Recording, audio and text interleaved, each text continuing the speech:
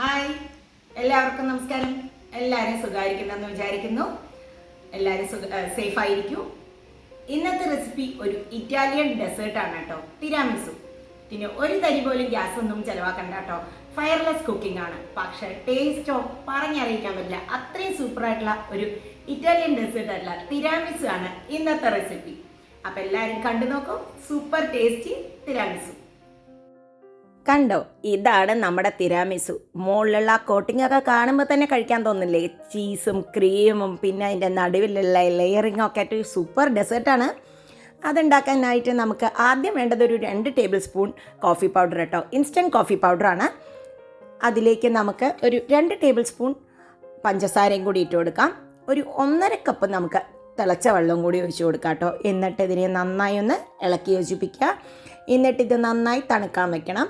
തണുത്തതിന് ശേഷം മാത്രമേ നമുക്കിതിനെ ഉണ്ടാക്കാൻ പറ്റുള്ളൂ. ആ ടൈം കൊണ്ട് നമുക്ക് ബാക്കി ഐറ്റംസൊക്കെ റെഡിയാക്കാം. ഇതിന് വേണ്ട ബേസ് എന്താണെന്നൊക്കെ നോക്കാം. ഇനി വേണ്ടത് വിപ്പിംഗ് ക്രീമാണ് കേട്ടോ.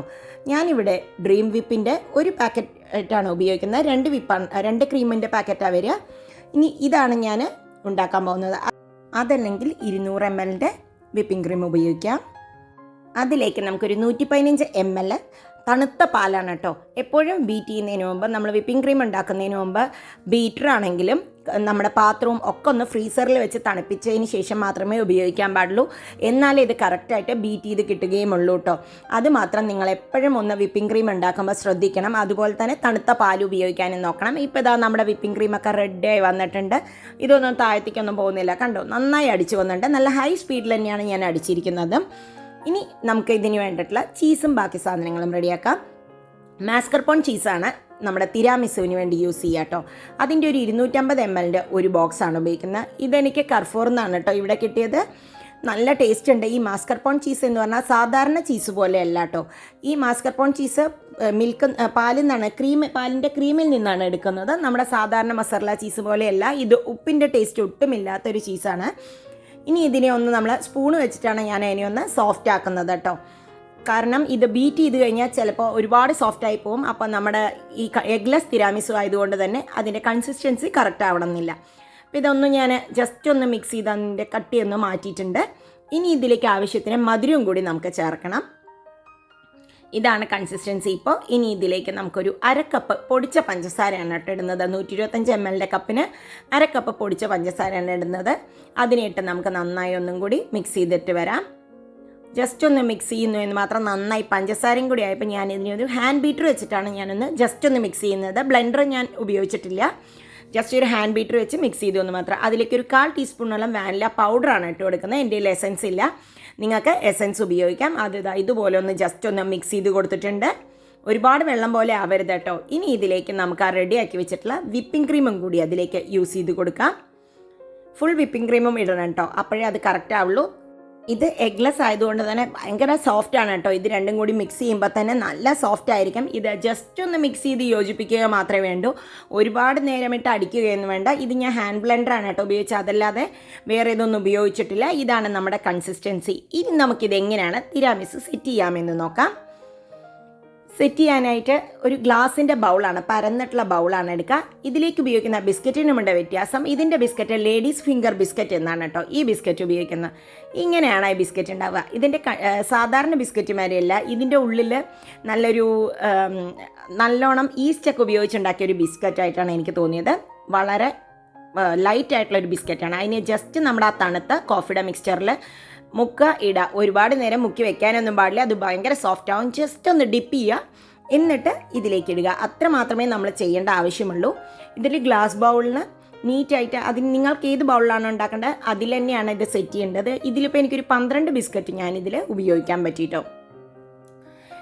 ലേഡീസ് ഫിംഗർ ബിസ്ക്കറ്റ് ഇതിന് വേണ്ടിയിട്ടാണ് ഉപയോഗിക്കുന്നത്. അപ്പോൾ അതിൻ്റെ കറക്റ്റായിട്ട് അതിൻ്റെ ടെക്സ്ചർ കറക്റ്റായി കിട്ടും. ഇനി അതിൻ്റെ മുകളിലേക്ക് നമ്മുടെ ആ ക്രീമിൻ്റെയും ചീസിൻ്റെയും കൂടിയുള്ള മിക്സും കൂടി വെച്ച് കൊടുക്കാം. ഇതിന് ഒരു ലെയറും കൂടി വരും. അതുകൊണ്ട് തന്നെ നിങ്ങളിതിനെ ഹാഫ് ആക്കിയിട്ട് വെക്കുന്നതായിരിക്കും നല്ലത്. അപ്പോൾ പെർഫെക്റ്റ് ആയിട്ട് 2 ലെയറിലും ഉണ്ടാവുമല്ലോ.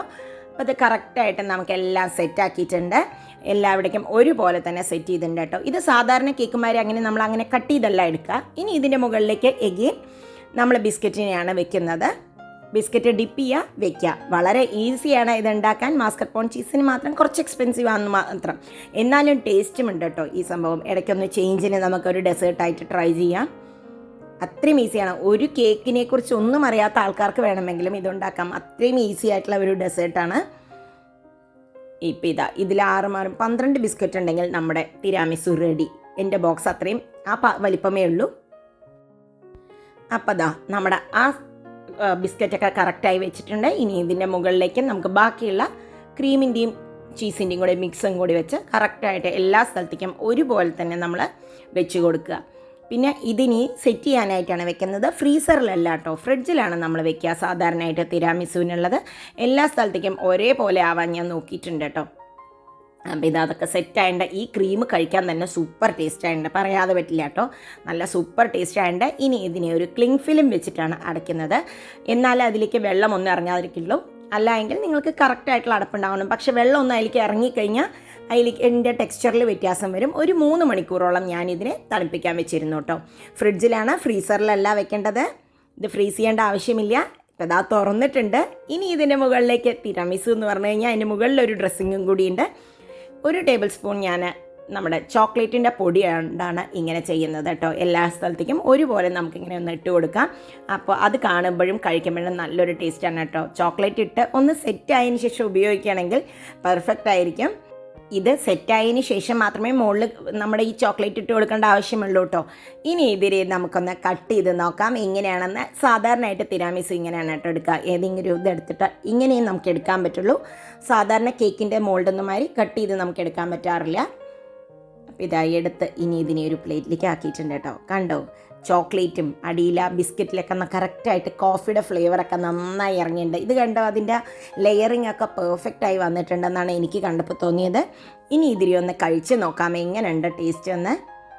കണ്ടോ, ലെയറായിട്ട് ആ ബിസ്ക്കറ്റൊക്കെ കറക്റ്റായിട്ട് നമ്മുടെ കേക്കിൻ്റെ ലെയർ പോലെയായി.